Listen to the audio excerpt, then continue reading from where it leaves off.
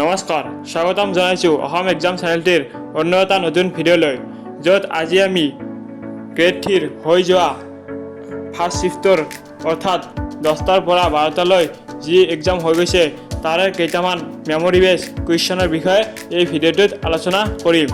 গতিকে আহক কুৱেশ্যন কেইটা আলোচনা কৰোঁ। কুৱেশ্যন নম্বৰ 1 1 জানুৱাৰী 2022 পিছত অসমৰ বিত্তমন্ত্ৰী কোন? এনসাৰ হব Ajanta Neog.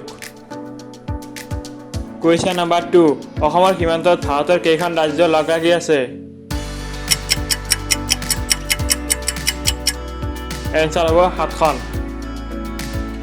Question number 3 National Stock Exchange NSEৰ মুখ্য কাৰ্যালয় ক'ত? এনসাৰ হব মুম্বাইত। কুৱেশ্যন নম্বৰ 4 কোনখন দেশত প্ৰথমে GST ৰূপায়ণ কৰা হৈছিল? এনসাৰ হব ফ্ৰান্স।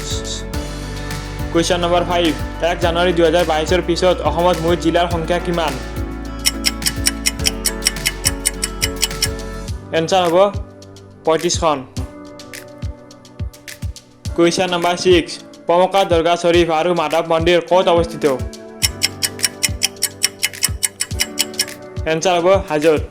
কুৱেশ্যন নম্বৰ 7 অসমৰ সীমান্তত ভাৰতবৰ্ষৰ কোনখন দেশ লগ লাগি আছে? এনসাৰ হব ভূটান। কুৱেশ্যন নম্বৰ 8 অসমৰ জাতীয় গছ কি? এনসাৰ হব হলং। কুৱেশ্যন নম্বৰ 9 অসম চিকিৎসা মহাবিদ্যালয় ক'ত অৱস্থিত? এনসাৰ হব ডিব্ৰুগড়ত। কুৱেশ্যন নম্বৰ 10 ব্ৰহ্মপুত্ৰৰ ওপৰত প্ৰথমে কোনখন দলং স্থাপন কৰা হৈছিল? এনসাৰ হব শৰাইঘাট দলং। কুৱেশ্যন নম্বৰ 11 ভলীবলত এটা দলত কিমানজন খেলুৱৈ থাকে? এনসাৰ হব 6জন। কুৱেশ্যন নম্বৰ 12 প্ৰথম অসমীয়া কথাছবি কি?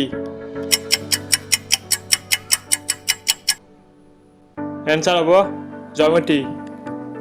কুৱেশ্যন নম্বৰ 13 হিউৱেন চাং কাৰ সময়ত ভাৰতলৈ আহিছিল? এনসাৰ হব হৰ্ষবৰ্ধন। কুৱেশ্যন নম্বৰ 14 পেৰুৰ ৰাজধানী কি? এনসাৰ হব লিমা। ভিডিঅ'টো শেষলৈকে চোৱাৰ বাবে ধন্যবাদ আৰু যদিহে ভিডিঅ'টো চাই ভাল লাগিল তেন্তে এটা লাইক কৰি দিব আৰু লগতে এনেধৰণৰ প্ৰশ্নসমূহ পাই থাকিবলৈ চেনেলটো ছাবস্ক্ৰাইব কৰি ল'ব। জয় আই অসম।